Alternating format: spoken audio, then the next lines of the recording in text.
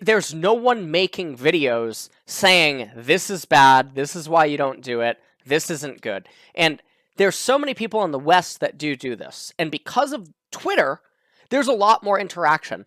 But Korean communities, especially on Facebook, there's sort of like an echo chamber. And that's the really scary thing. So Koreans don't really use Twitter. And they don't really use, or like pros and Twitter, or like pros, coaches, and like analysts or whatever. The analysts don't even exist in Korea. But pros and coaches and stuff, they don't use Twitter, they don't use Reddit, they don't use these other things, right?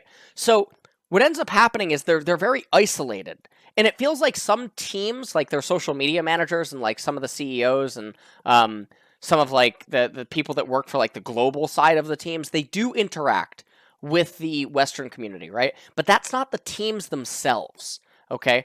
So what ends up happening is Koreans will often only use their Facebooks. Facebook is still really, really, really popular in Korea.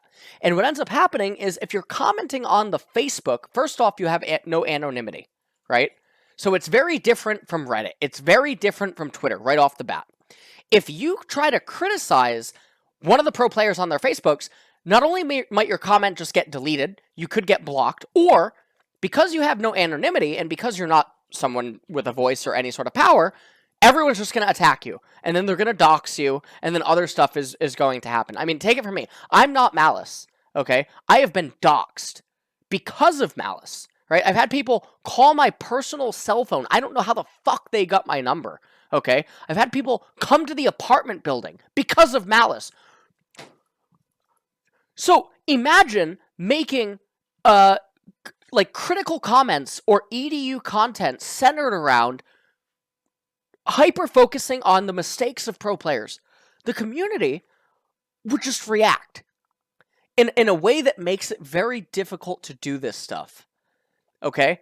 So it is it's such a scary situation, and it's like, we're in round 2, we just got through 3 different best of 3s, okay, and we're going to go into it tomorrow, and it's the same song and a dance, okay? Korea has the worst draft meta of any of the major regions that I'm watching. Korea is the slowest to adapt to everything. Korea is the slowest early, mid, and late game region in the entire world.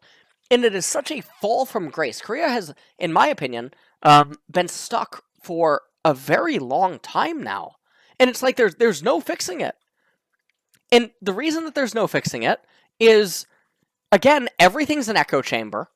There is no outlet to hard-hitting EDU analytical content, and no one gets questioned on their decisions because of, well, I don't want to say this is like a bad thing, but it's also sort of the way that the culture works. It basically is that if someone is above you, says to do something, you just sort of do it. What are we looking at here, though, on Orianna? We're looking at Death Cap on Ori. We're looking at Trinity Fusion on Ezreal. You're looking at Salvation on Rakan. And then Jarvan's probably not going to build AD, so you're not looking even an Ornite. You're not going to get an Ornite on Jarvan. Oh, what the fuck is wrong with me, dude? I'm such a fucking idiot. Okay, I feel like almost everyone I talk to on, like, Discord groups or, like, messages, etc., about The Walking Dead, they're all fucking torrenting. Torrent.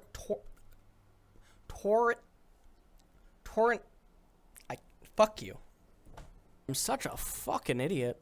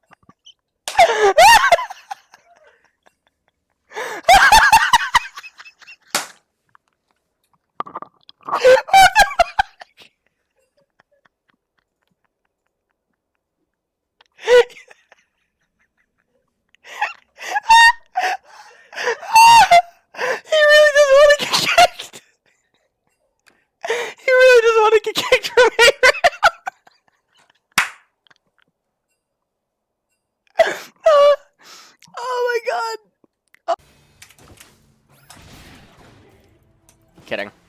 Not kidding. Fuck me. Okay, you know what? I don't want to hear it. Don't ult me. Okay. Honestly, you fucking pedophile, Evelyn. Seriously. What the fuck was that? We had teammates over here. We had teammates over here fucking gun for me. What the fuck? What the fuck was that? She gunned right for me. Like I was the only thing she could see.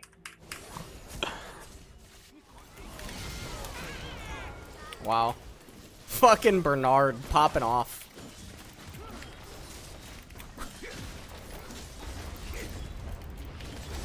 What the fuck was that? Sion just went through the Nexus, dude.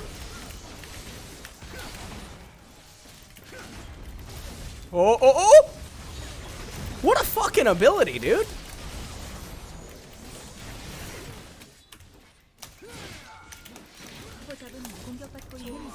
One. Two. Double kill. Triple kill. Quadra fucking kill. Now, this last one, it's a little bit difficult. We're gonna have to ghost in there. He's trying to avoid the fucking penta. Now, what a fantastic display of talent. R1, R2, MF, and Ornn. So FlyQuest like opens winning, and then 100 Thieves ends up picking up fucking Aatrox and Trundle, because why? Don't know. Really not sure why you would pick up Aatrox and Trundle. So now all that FlyQuest has to do is draft more long-range control type champion. Like they could in theory R4 support here and then R5 like Cassio or Vigar or something like that. That would be really strong. I guess Power of Evil likes Orianna, right? So you could in theory R4 Orianna and then counterpick mage support on R5, but we're probably not going to get stuff like this. I think the most realistic thing is the fucking, this is going to be like R4 Nautilus or R4 fucking Braum. Okay? Ready? They're going to steal Braum away. Ready? I hate everything, by the way. It's so boring. It's actually so boring. It's so boring and it's so bad. It's so boring and it's so bad. I hate everything. I really, really hate it. Okay? This is so bad. It's so bad. Why? Why is Braum blind bad? Well, because Braum can be really hard counterpicked, okay? And now you have 1, 2, 3 champions that sort of want to have like an engagey thing. And even though Ornn can have the disengagey, how did you end up with the fucking R1, R2, MF Ornn into now you're the engagey comp when the opponent fucking B2, B3 Trundle Aatrox? How did that happen? How did that happen? Ah, here we go. There's the Nautilus handshake, and there's the Orianna. Great. Oh, and Victor's banned away. Fucking awesome. I love League of Legends. Just pick Azir, dude.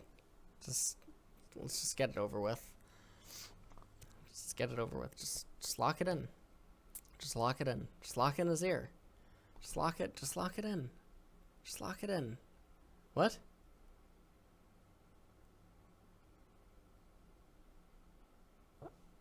What?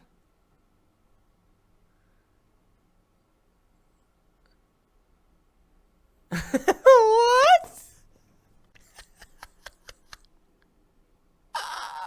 Why is Ari being played in 2020? E2. Oh my god. I think Ari is terrible, by the way. I think she's really bad. PC Cafe is still open in Korea. Yeah, they're actually offering lots of discounts and bonuses. You can pay about $4 US right now and get about 30 hours of PC Bong time. If you pay $10 US, I think that you get like 75 hours of PC Bong time. So it is, it's a lot more affordable to actually like rent 2 PCs at a PC Bong and sort of like set up like a fucking tent and order food there and then live there rather than actually pay rent. And then what Max was telling me is that because the PC bongs are so dead, the companies are actually like so grateful for the people that do come and like buy food and stay there and get PC bong time that they come over and they give you free snacks and free drinks and stuff. So what about a shower? Just go and sign up at a gym. Or actually go to a Jim Jill Bong, which is like a bathhouse, and then I guess you could just use the showers there. So, okay, yeah, we lost to Hype Train level 3.